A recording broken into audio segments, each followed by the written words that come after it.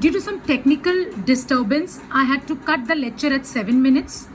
I am continuing with that lecture. This is the first part of the lesson itself, which I am continuing. So there will be 2 videos for you to refer. I was talking about conducting tissues, how the classification is primarily done on the 2 conducting tissues. For your knowledge, let me tell you the name of the conducting tissue is xylem and phloem. While xylem conducts water, phloem conducts food. Now these 2 conducting tissues apart, another area for classification is the presence of seeds. In some of the case the seeds are open, in some of the case the seeds are enclosed.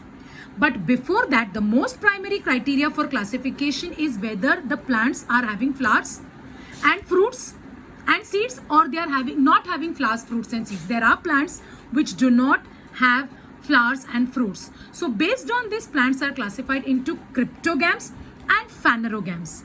Furthermore, phanerogams are classified depending whether their seeds are open or closed, depending whether their seeds are monocot or dicots. They are classified into angiosperms and gymnosperms. The broad classification we will see later on. The perfect classification we will see as we move ahead. What is important at this point of time for us is to understand that depending on the structure of having roots, stems, leaves, etc., plants are classified into cryptogams and phanerogams. Plants are classified into cryptogams and phanerogams. What are cryptogams? If we look around us, we will find that there are certain plants which do not have fruits. They are not fruit bearing. They do not have flowers. They are called as cryptogams, and cryptogams is further having 3 divisions. Cryptogams is further having 3 divisions. Non-flowering plants are cryptogams, and cryptogams have 3 divisions: Thallophyta, Bryophyta and Pteridophyta. I repeat once again: Thallophyta, Bryophyta and Pteridophyta. Division 1 is Thallophyte. If you look at these plants, they are mainly the group of plants which are found in water. They do not have proper roots, stems and leaves, but they are green in color.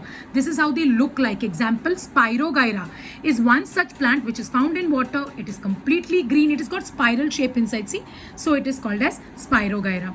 Okay, so this is the picture that is shown to you. This is how it actually looks under the electron microscope. These plants do not have, they are green in color. They can prepare their own food. They have great diversity. The big part is they may either be unicellular or they can be multicellular. Examples like Spirogyra, Ulothrix, Alva, Cara, etc. is mentioned. Some kind of fungi also come under this, yeasts and molds, which do not have chlorophyll, but they are still included in this group because they are non-flowering. So Thallophyta is basically waterborne. They are without fruit, flower, seeds. They have a long body which cannot be classified into stems, roots, leaves, etc. Let's go to the next division. The next division is Bryophyta. Bryophyta is a group of plants which is called as amphibians. Now, why Bryophyta is called as amphibians? Because you must have noted that Thallophyta is found in water. Bryophyta grows both on land as well as water. So the question is normally asked, it's a very favorite question with schools normally, is why is Bryophyta called as amphibians? Because they can grow both on land as well as water. They are again green in color and they are completely autotrophic. They reproduce. They do not have fruits and seeds. So how will they reproduce? They will reproduce by something called as spore formation. If you look at the structure of the body of bryophytes, they are flat, ribbon-like. They have no true roots, stems and leaves. Instead, they will have small leaf-like bodies coming out. Can you see? These are all examples of Bryophyta. Marcianta, Funaria,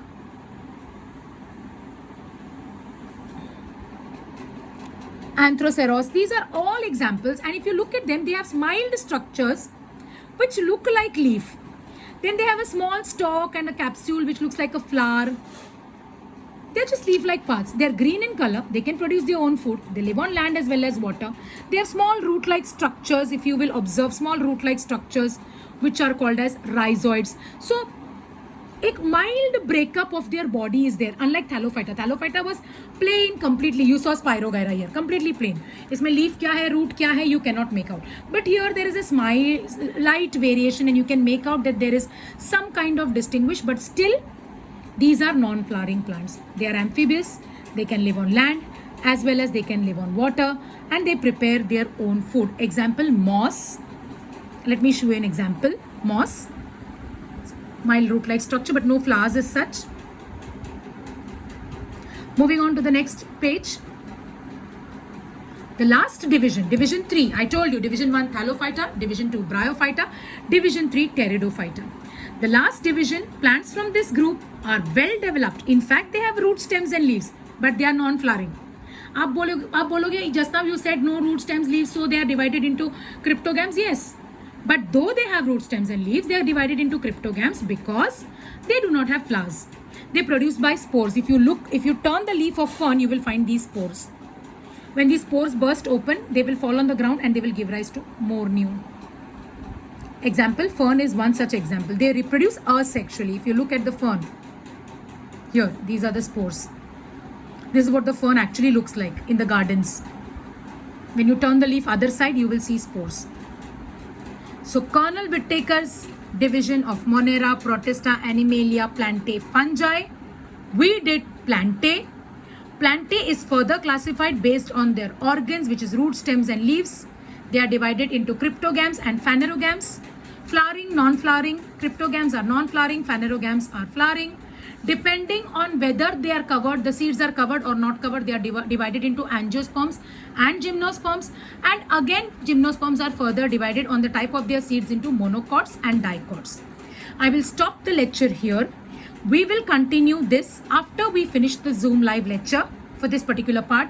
We will then continue with the second part. Till we meet on Zoom live, this is Ma'am Vinar saying bye for now. See you soon. Stay home, take care, stay safe.